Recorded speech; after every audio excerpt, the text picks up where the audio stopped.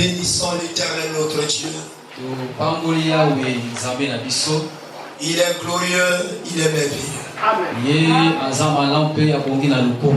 Il est insondable. Il est incomparable. Il est égal à lui-même. Voilà pourquoi chaque matin, à chaque heure, même au plus profond de la nuit, nous devons nous approcher de lui.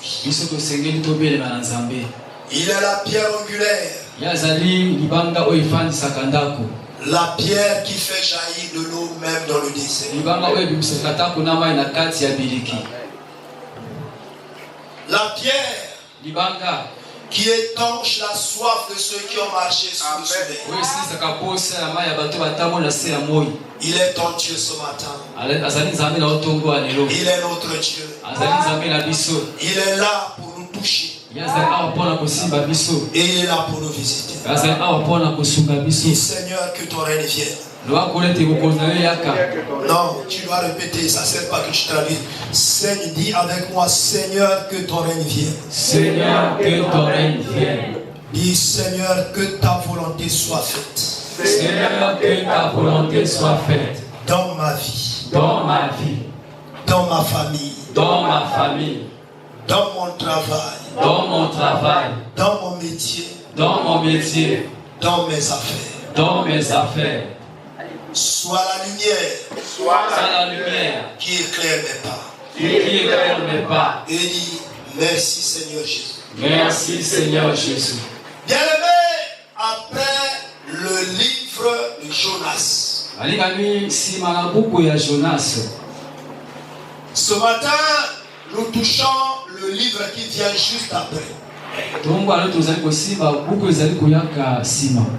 Le livre du prophète Michée. Nous sommes toujours dans notre thème annuel. 2024 est en train de terminer.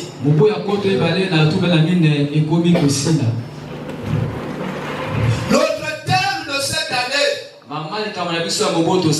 est que l'Élohim Dieu nous appelle à faire des progrès. Oui, aucun père, aucune mère ne voudrait mettre au monde un enfant et ne pas le voir grandir. Et ne pas vouloir qu'il réussisse. Jamais.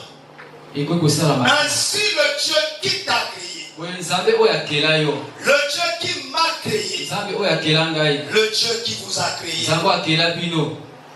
voudrait voir chacun de nous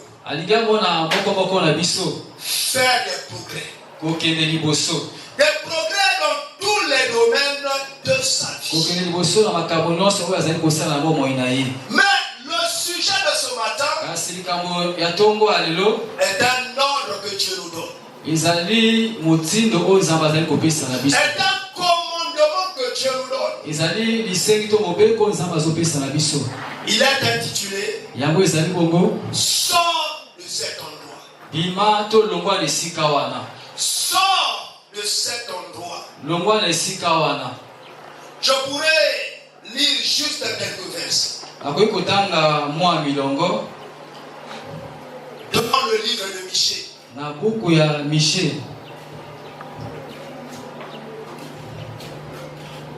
Vous êtes au premier chapitre. Oh,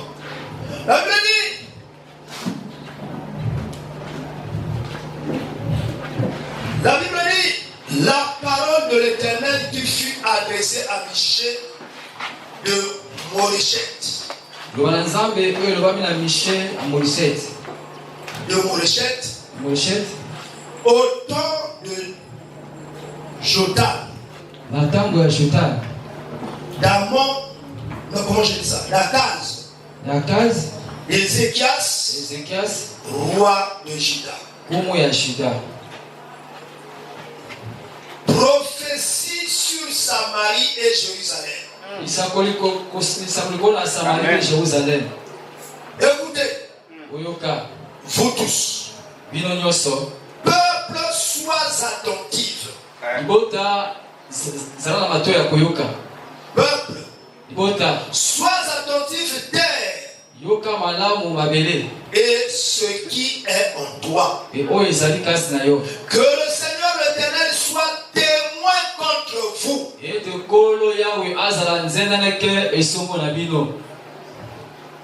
Oh, le Seigneur qui est dans le palais de sa sainteté.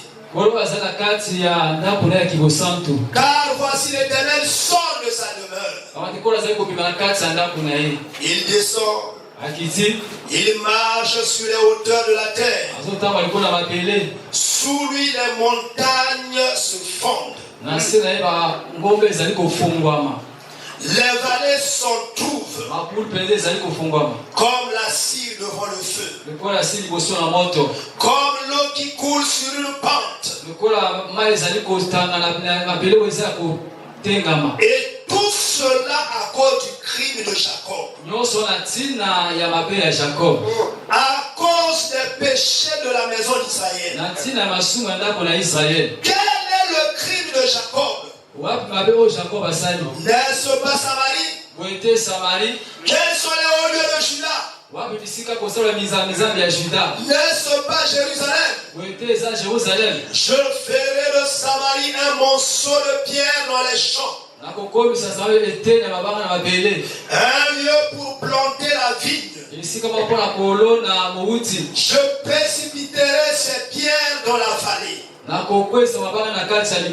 Je mettrai à nu ses fondements. Toutes ces images taillées seront brisées. Tous ces salaires impurs seront brûlés au feu. Et je ravagerai toutes ces idoles, recueillis avec le salaire de la prostitution. Elle deviendra un salaire de prostitution. Amen. Oh, je n'ai lu que ça. Mes amis, mes soeurs, mes frères, bien-aimés sauvés par la grâce de Dieu. Je ne sais pas. Nous nous rassemblons ici au nom de notre Seigneur Jésus. Celui qui est notre sauveur. Il nous a tellement aimés. Il nous voyait partir tout droit à l'enfer. Et si bien qu'il s'est habillé d'une chair humaine, il est passé par une femme qui s'appelait Marie. Et non pas par une relation d'homme avec la femme, mais dans sa préscience, dans sa souveraineté. Et il s'est fait un petit enfant. Et un jour, il est venu au monde. Et il a grandi comme tout enfant. Et lorsqu'il a totalisé l'âge de 30 ans, il a commencé l'œuvre que le Père lui a envoyée. Et après 3 ans, il a terminé l'œuvre. Il a tout achevé. Quelle gloire! C'est lui qui nous rassemble ici. Avoir un tel Dieu aussi puissant. Est-ce qu'on ne doit pas être heureux? À chaque jour qui passe, nous ne cesserons de rendre grâce à Dieu pour son assistance multiforme à l'égard de chacun de nous. Si tu es là ce matin, parce qu'il t'a gardé. Si nous nous voyons là, parce qu'il nous a protégés. Vous ne savez pas quels sont les combats qui se sont levés contre nous pendant la nuit. Même pendant que nous étions en route, vous ne vous imaginez pas combien de personnes déjà même ce matin ont été confrontées à des accidents de circulation et se sont retrouvés à l'hôpital. Mais toi, tu es arrivé là où tu venais. Voilà pourquoi il faut rendre grâce à Dieu. Et si quelqu'un est venu pour la première fois, nous l'accueillons avec toute la joie nécessaire. Et j'ai vu la soeur qui a témoigné aujourd'hui. C'est sûr que je l'ai vue pour la première fois. Et c'est pour la première fois qu'elle participe à un culte dominical. Que Dieu vous bénisse, ma soeur. Est-ce qu'il y a quelqu'un d'autre qui est arrivé pour la première fois? Nous avons aussi une soeur ici. Alors nous bénissons l'arrivée par nos acclamations. Alors mon ami, c'est encore une joie que le Seigneur ait ajouté d'autres personnes au milieu de nous.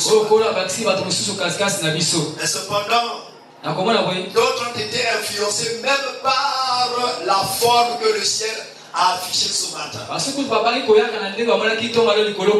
Et si bien qu'ils sont en retard, mais il faut combattre le bon combat. Le bon combat de la foi contre les vents et les marées, contre les obstacles. Ne te laisse pas influencer. Ne laisse pas quelque chose t'empêcher. Mais va plus loin que ce qui se présente à tes yeux. Mes amis,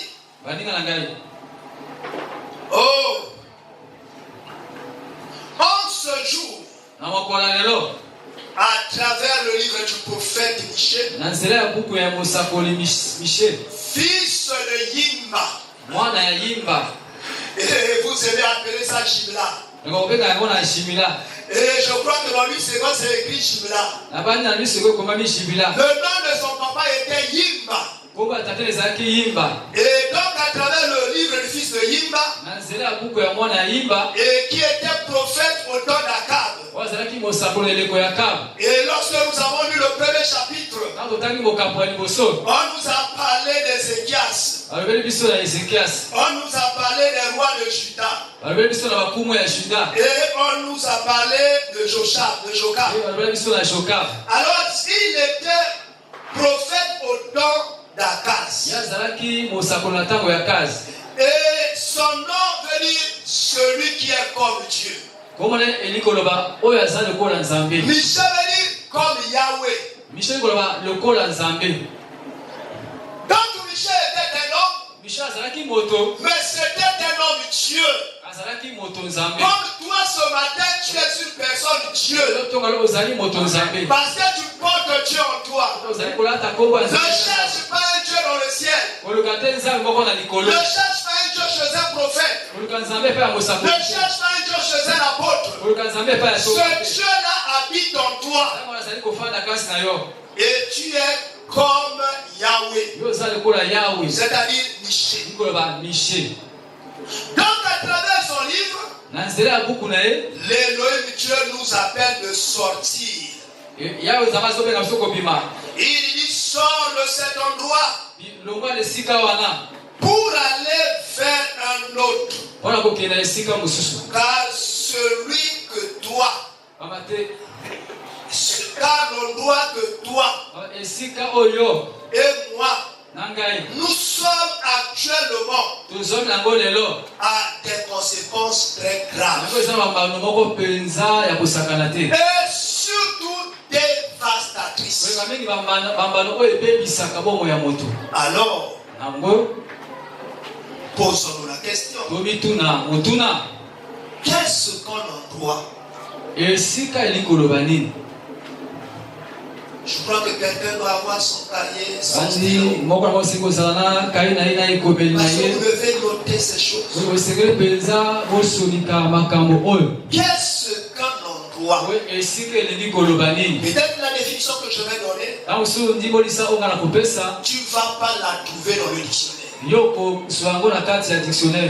Un endroit, est un espace ou une étendue qui peut être physique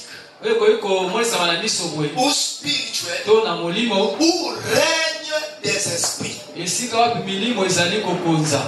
Et se manifeste des habitudes, des pratiques, des comportements, des langages, des principes, des lois qui guident et influencent la vie de tous ceux qui s'y trouvent. En y engendrant des manifestations diverses. Mon ami, ici là où nous sommes, vous appellerez ça un endroit. Là où tu vis, c'est un endroit. Là où tu travailles, c'est un endroit. Là où tu vas au marché, c'est un endroit. Là où tu vas fréquenter tes amis, c'est encore un endroit. À chaque endroit où on visite, il y a des esprits qui règnent dans cet endroit. Et par rapport au règne de ces esprits, alors il y a des comportements qui se manifestent. Il y a des habitudes qu'on développe. Il y a des langages qu'on entend. Vous allez dire mais pourquoi dans cette parcelle, dans cette famille, dans ce village, tout le monde est méchant. Et vous allez vous demander pourquoi dans les rues de Brazzaville, il y a des assassins que nous appelons Koulouna. Est-ce que quelqu'un qui vit normalement peut se servir d'une machette et tuer son projet? Ce sont des influences. Des influences qui engendrent de ces personnes un certain nombre de comportements. Mon ami, lorsque vous voyez des gens manifester des comportements donnés, c'est sûr que vous dites oh, ils sont toujours comme ça. C'est leur famille qui est comme ça. C'est leur lignée qui est comme ça. Mais qu'est-ce qui fait cette lignée? Il y a des choses qui leur sont imposées. Il y a des choses qui leur sont dictées. Il y a des choses qui les dominent. Vous allez voir, même au temps de la crise que nous traversons, une crise financière, il y a des gens qui se marient. Mais cependant, même lorsqu'il y avait beaucoup d'argent, il y a des gens qui ne se sont jamais mariés. Lorsqu'on lui a promis le mariage, on a fini par le tromper. Même lorsqu'une femme s'est accordée avec lui, qu'ils vont se marier, après il est déçu que cette femme l'ait quitté sans que la chose n'arrive à la vie. Mon ami, vous allez voir, il y a de ce type de personnes. Même lorsqu'il vient à l'église, là on prêche la parole, là on prie pour les gens, vous allez voir qu'il reste méchant. Il y a des gens qui manifestent même leurs esprits de famille au sein des assemblées. Vous pouvez voir quelqu'un manifester certains comportements et essayer de visiter sa famille. Essayez de rester un moment avec sa famille. Vous allez voir que le même ici que vous trouvez dans la personne, vous la trouvez dans d'autres personnes de la famille. Mon ami, il n'y a pas de hasard sur la terre. Dans le milieu que nous vivons, il n'y a pas de hasard. Tout est influencé par les esprits qui dominent les endroits où nous habitons, des endroits où nous fréquentons, faisons très attention. Mon ami, je veux tout de suite qu'on commence à regarder les premiers versets que j'ai eu à lire, qui sont dans Michée chapitre 1er. Regarde ce qui est écrit au verset 1er. La parole de l'Éternel qui fut adressée à Michée de Moréchet au temps de Josham, d'Akaz, d'Ézéchias, roi de Juda. Prophète sur Samarie et Jérusalem. Non, c'est lui qui est prophète sur Samarie et Jérusalem. Écoutez, vous tous, peuple, sois attentifs. Et ce qui est en toi, que le Seigneur, l'Éternel, soit témoin contre vous.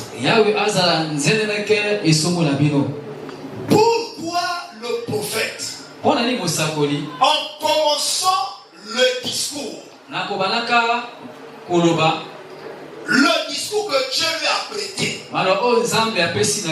va commencer à dire aux habitants de la Samarie, va commencer à parler aux habitants de Jérusalem. Il dit que l'Éternel soit témoin contre vous.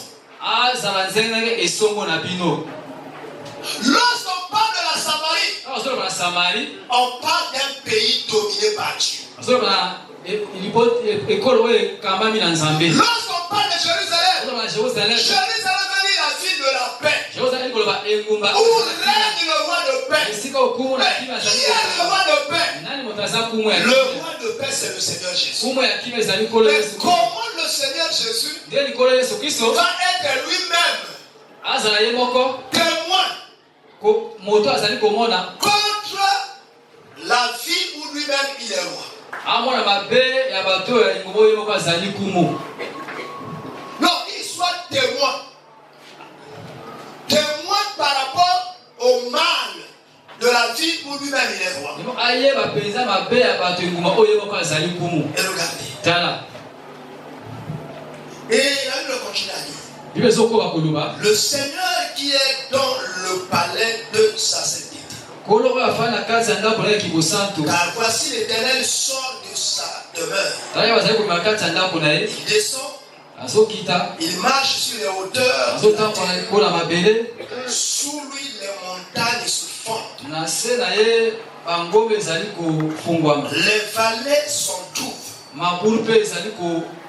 Comme la cire devant le feu. La cire, c'est ce qu'on appelle le paca ou paca comme ça. Et comme l'eau qui coule sur une pente. Et tout cela à cause du crime de chacun.